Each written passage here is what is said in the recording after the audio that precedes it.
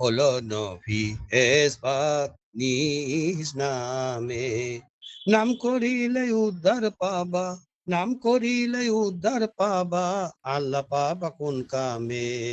শুনিবারো বুরুজে, কোন বুরুজে কিসে থাকে, কি নাম ধরে। হ্যাঁ হ্যাঁ, আল্লাহ তো হুম।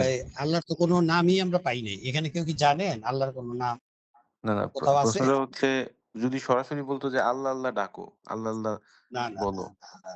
তো ওরকম না, বলতেছে আল্লাহর নাম করো। হ্যাঁ, এই জিনিসটা তাহলে বলেন শুনি। তো যে এখানে বলা হয়েছে যে আল্লাহর নাম করো। তো একটা আমার আয়াত মনে নেই, একটা সূরার মধ্যে আয়াতে আছে যে তোমরা আল্লাহর নামের জিকির করো এবং সালাত কায়েম করো।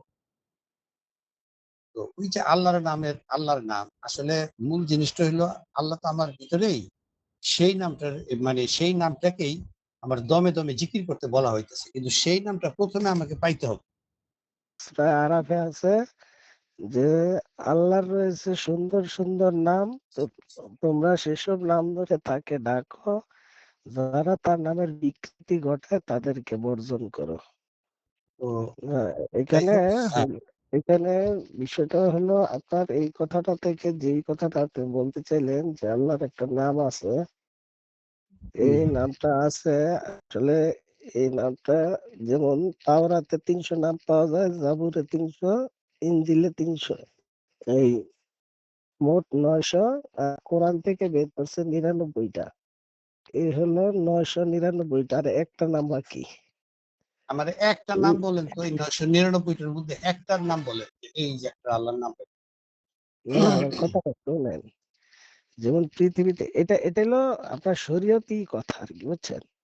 শরীয়তি বিশ্লেষণে এই ইঞ্জিন, তাওরাত, জাবুর এখানে 900, আর কোরআনে আসছে 99, কোরআন থেকে 99টা নাম বের করছে, হ্যাঁ। আর হুম, একটা নাম ওই বাকি, এই বাকি নামটাকেই বলা হয়েছে ওই নামটা।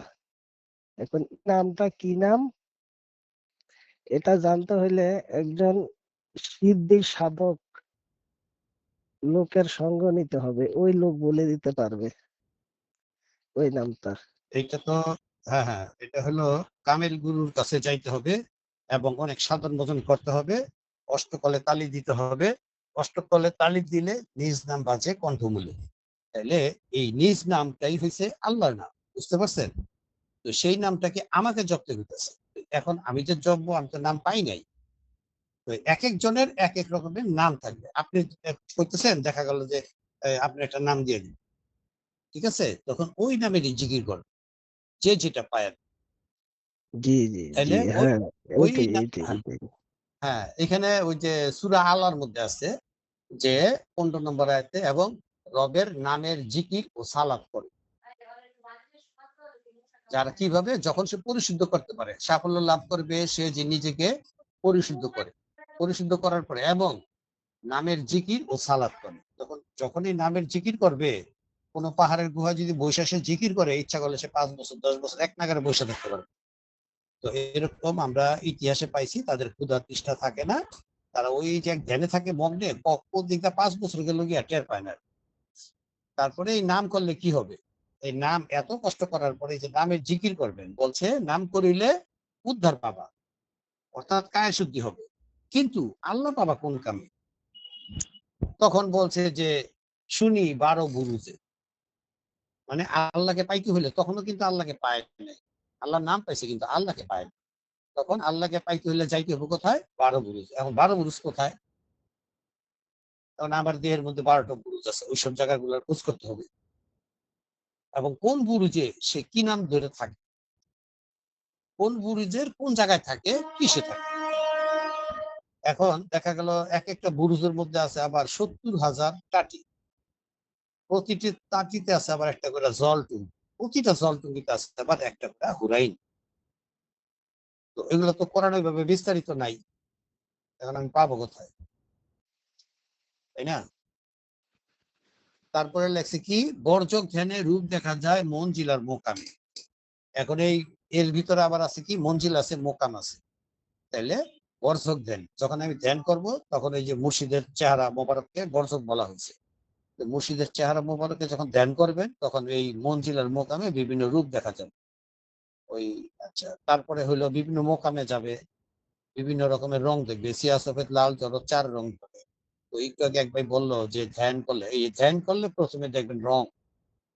ব্যাকগ্রাউন্ডে থাকে কচু পাতার কালারের মতো থাকবে ব্যাকগ্রাউন্ডটা, আর এর সামনে বিভিন্ন হলুদ, নীল, লাল, সবুজ এরকম বিভিন্ন রকমের রং দেখতে পারবেন। এই জিনিসগুলো আসলে এখানে বুঝাইছে। আর লিখছে কি মঞ্জু ভাই, অতুল মুর্শিদ। হ্যাঁ, উম, বলেন। এই রঙের বিষয়টা একটু বলি, জাস্ট একটু একটা অভিজ্ঞতা শেয়ার করি আর কি। বুঝতে পারছি, আপনি তো দেখছেনই। হ্যাঁ, বলেন। না না না, আমি কিছু দেখিনি, মানে আমার জাস্ট একটা এক্সপিরিয়েন্স। ওই লালনের মেলায় গেছিলাম আর কি গতবার, হ্যাঁ, যে ওই আচ্ছা, ওখানে একটা আসরে বসে, তো ওদের সাথে সিদ্ধি খেলাম, টানলাম। এরপরে ওদের যে আচ্ছা। রিদম, হ্যাঁ, ওই যে যে হুম, হুম। টুংটাং টুংটাং টুংটাং টুংটাং চললো, এটার মধ্যে মানে আমি সোজা হয়ে বইসা ওটার মধ্যে গেছিলাম, চলে অনেক দূর, মানে ঘোরের মধ্যে ঢুকে গেছি। ঢুকে হুম, কিছুক্ষণ পর দেখি আমার মানে উপরে আমার ওই যে ঘুরতাছে, চরকার মতো ঘুরতেছে। ওর মধ্যে ওই হলুদ, গোল্ডেন কালার, লাল রং, হ্যাঁ? এগুলি সব হুম, হুম, ঘুরতেছে। হুম। এই ত্রিশূলের মতো বিভিন্ন শেপ আসতেছে। হ্যাঁ, বুঝছি। হ্যাঁ। এরকম মেলাক্ষণ চললো। অনেকক্ষণ পরে তারপরে আস্তে করে আবার চোখ খুললাম। মানে প্রায় ১.৫-২ ঘন্টা ওরকম একটা ঘোরের মধ্যে চলে গেছিলাম।